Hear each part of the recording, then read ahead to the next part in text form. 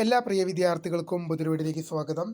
+1 first transfer allotment അപേക്ഷ ഉടൻ call for ചെയ്യും.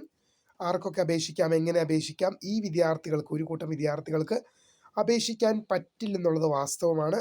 അപ്പം നമുക്കതിൻ്റെ ഡീറ്റെയിൽഡും വിശദമായ അപ്ഡേറ്റിലേക്ക് തന്നെ കിടക്കാം. ആദ്യമായിട്ട് ഈ ചാനൽ കാണുന്ന വിദ്യാർത്ഥി ഉണ്ടെങ്കിൽ തീർച്ചയായും മറക്കണ്ട സബ്സ്ക്രൈബ് ചെയ്ത് കൂടെ പ്രത്യേകം ശ്രദ്ധിക്കാം. സബ്സ്ക്രൈബ് ചെയ്തതിനപ്പോൾ നോട്ടിഫിക്കേഷൻ ബെല്ലേക്കുള്ള ഓൾ ഓപ്ഷൻ എനേബിൾ ചെയ്യുക. ചാനൽ വീഡിയോസ് നിങ്ങൾക്ക് ഉപകാരപ്രദമാകുന്നുണ്ടെങ്കിൽ തീർച്ചയായും ഒന്ന് ലൈക്കും കൂടി ചെയ്യണം. അതുപോലെ നിങ്ങളുടെ സുഹൃത്തുക്കളിലേക്ക് ഷെയർ ചെയ്ത് കൊടുക്കാനും കൂടി പ്രത്യേകം ശ്രദ്ധിക്കുക. അതുപോലെ നമ്മുടെ ചാനലിൻ്റെ വാട്സപ്പ് ചാനലിൽ ജോയിൻ ചെയ്യാനുള്ള ലിങ്ക് നിങ്ങൾക്ക് വീഡിയോ തന്നെ ഡിസ്ക്രിപ്ഷൻ ബോക്സിൽ നൽകുന്നതായിരിക്കും. അപ്പോൾ നമുക്കിതിനെ വളരെ പ്രാധാന്യമറിയിക്കുന്ന വാർത്തയിലേക്ക് തന്നെ കിടക്കാം. +1 ഏകജാലക പ്രവേശന സംവിധാനം വഴിയുള്ള അലോട്ട്മെൻറ്റ് മൂന്നാം അലോട്ട്മെൻറ്റ് ഇന്ന് രാവിലെ പ്രസിദ്ധീകരിച്ചു. അഡ്മിഷൻ നാളെ ജൂൺ മാസം 16, മറ്റന്നാൾ ജൂൺ മാസം 17 തീയതികളിൽ അതാത് സ്കൂളുകളിൽ വെച്ച് അഡ്മിഷൻ നടക്കും.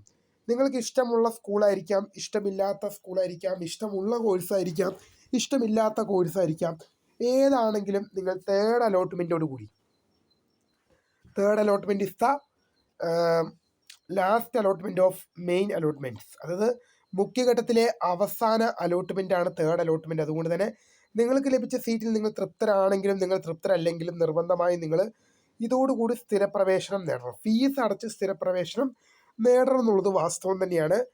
അപ്പോൾ ഇത് കഴിഞ്ഞാൽ സാധാരണ എല്ലാ വർഷവും തേർഡ് അലോട്ട്മെൻറ്റിന് ശേഷം സപ്ലിമെൻ്ററി അലോട്ട്മെൻറ്റ് വിളിക്കുന്നതിന് മുമ്പ് തന്നെ എന്ത് ചെയ്യും?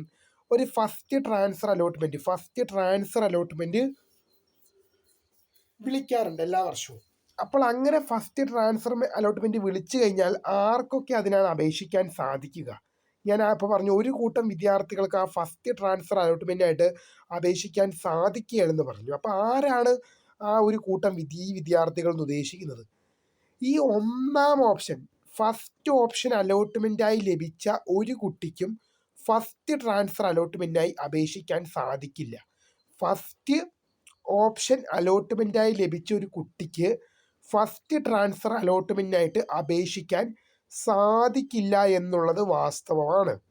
അത് വിദ്യാർത്ഥിനികൾ ശ്രദ്ധിക്കേണ്ട കാര്യമാണ്. നിങ്ങൾ ഒരു ഫസ്റ്റ് ഓപ്ഷൻ അലോട്ട്മെൻറ്റായി ലഭിച്ചൊരു വിദ്യാർത്ഥി അല്ലെങ്കിൽ വിദ്യാർത്ഥിനിയാണെങ്കിൽ നിങ്ങൾക്ക് ഫസ്റ്റ് ട്രാൻസ്ഫർ അലോട്ട്മെൻറ്റിനായി അപേക്ഷിക്കാൻ സാധിക്കില്ല.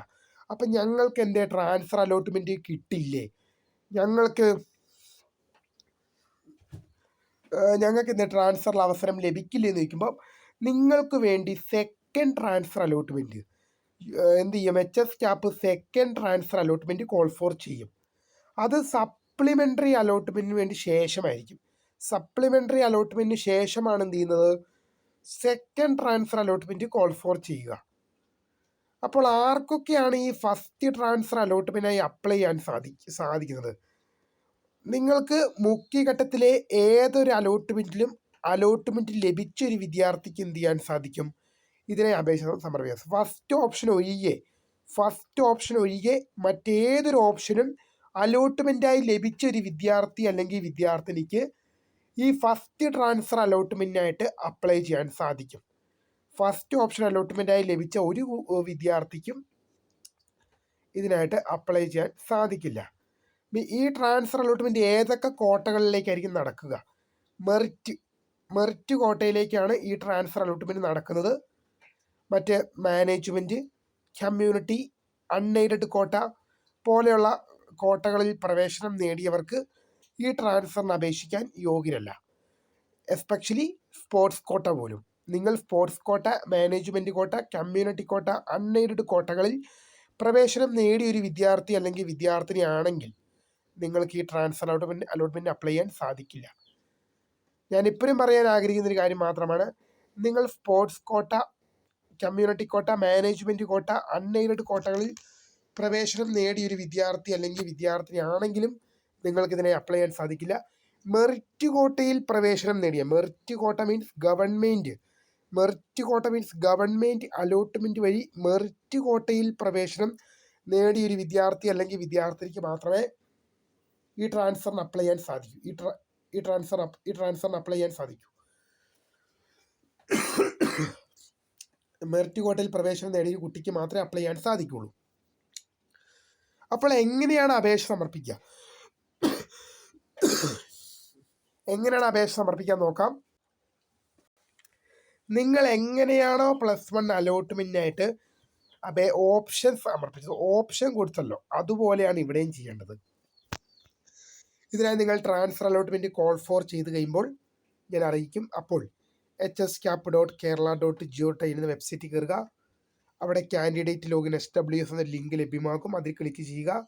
ശേഷം നിങ്ങളുടെ യൂസർ ID, പാസ്വേഡ്, ഡിസ്ട്രിക്റ്റ് നൽകി ലോഗിൻ എന്ന ഐക്കണിൽ ക്ലിക്ക് ചെയ്യുക. തുറന്നു വരുന്ന പേജിൽ നിങ്ങൾക്ക് അപ്ലൈ ഫോർ ട്രാൻസ്ഫർ അലോട്ട്മെൻറ്റ് എന്ന ലിങ്ക് കാണാൻ സാധിക്കും. ഞാൻ ഈ പറഞ്ഞെല്ലാം അവൈലബിൾ ആകുന്നത് ട്രാൻസ്ഫർ അലോട്ട്മെൻറ്റ് കോൾ ഫോർ ചെയ്ത ശേഷമാണ്. അപ്ലൈ ഫോർ ട്രാൻസ്ഫർ അലോട്ട്മെൻറ്റ് എന്ന ലിങ്കിൽ ക്ലിക്ക് ചെയ്ത് കഴിഞ്ഞാൽ നിങ്ങൾക്ക് വേണ്ട സ്കൂളും കോഴ്സും ആവശ്യാനുസരണം നിങ്ങൾക്ക് വേണ്ട സ്കൂളും കോഴ്സും നൽകാം എന്നോർത്തിരിക്കുക. നിങ്ങൾക്ക് ആവശ്യാനുസരണം സ്കൂളും കോഴ്സും നൽകി അപേക്ഷിക്കാം. അപ്പോൾ നിങ്ങൾക്ക് വേണ്ട സ്കൂൾ, ഇപ്പോൾ ഹ്യൂമാനിറ്റീസ് ആണെങ്കിൽ ഹ്യൂമാനിറ്റീസ് സെലക്ട് ചെയ്യുക. ആദ്യം GHS തായന്നൂർ എന്ന സ്കൂളിൽ ക്ലിക്ക് ചെയ്തിട്ട് ശേഷം ഹ്യൂമാനിറ്റീസ് കൊടുക്കുക. ഇതൊരു ഉദാഹരണം മാത്രമാണ്. നിങ്ങൾക്ക് വേണ്ട സ്കൂളും കോഴ്സും കൊടുക്കുക, ശേഷം സബ്മിറ്റ് ചെയ്യുക. ശേഷം നിങ്ങൾക്ക് വേണ്ട സ്കൂളും കോഴ്സും നൽകിയിട്ട് സബ്മിറ്റ് ചെയ്യുക. അപ്പോൾ ഞാൻ ഉദാഹരണം പറഞ്ഞ പോലെ GHS തായന്നൂർ എന്ന സ്കൂൾ ക്ലിക്ക് ചെയ്ത് ഹ്യൂമാനിറ്റീസ് വേണ്ട കുട്ടി സെലക്ട് ചെയ്യുക. GHS തായന്നൂർ എന്ന സ്കൂൾ ക്ലിക്ക് ചെയ്ത് നിങ്ങൾക്ക് വേണ്ട കോഴ്സ് ഹ്യൂമാനിറ്റീസ് നൽകുക. കൊമേഴ്സ് വേണമെങ്കിൽ കൊമേഴ്സ് നൽകുക, സയൻസ് വേണമെങ്കിൽ സയൻസ് നൽകുക. അതുപോലെ നിങ്ങൾക്ക് വേണ്ട സ്കൂളും കോഴ്സും നൽകുക. ശേഷം അവിടെ സബ്മിറ്റ് എന്ന ബട്ടണിൽ ക്ലിക്ക് ചെയ്യുക. ട്രാൻസ്ഫർ അലോട്ട്മെൻറ്റിൽ സ്കൂളും ഓപ്ഷനും കൊടുക്കും. ട്രാൻസ്ഫർ അലോട്ട്മെൻറ്റ് സ്കൂളും കോഴ്സും നൽകുമ്പോൾ ശ്രദ്ധിക്കേണ്ട കാര്യം എന്ന് പറയുന്നത് നിങ്ങൾക്ക് വേണ്ട സ്കൂളും കോഴ്സും മാത്രം നൽകുക. അല്ലാത്ത പക്ഷം നിങ്ങൾക്ക് ട്രാൻസ്ഫർ കിട്ടുന്ന പക്ഷം നിർബന്ധമായും പുതിയ സ്കൂൾ സ്വീകരിക്കേണ്ടി വരും. പുതിയ സ്കൂളായാലും പുതിയ കോഴ്സായാലും. അപ്പോൾ വീഡിയോ ഇഷ്ടപ്പെട്ട ലൈക്ക് ചെയ്യുക, ഷെയർ ചെയ്യുക, സബ്സ്ക്രൈബ് ചെയ്യുക. അപ്പോൾ my name is Kriya, the founder of Kriya for the academic academy. Thanks for watching. By.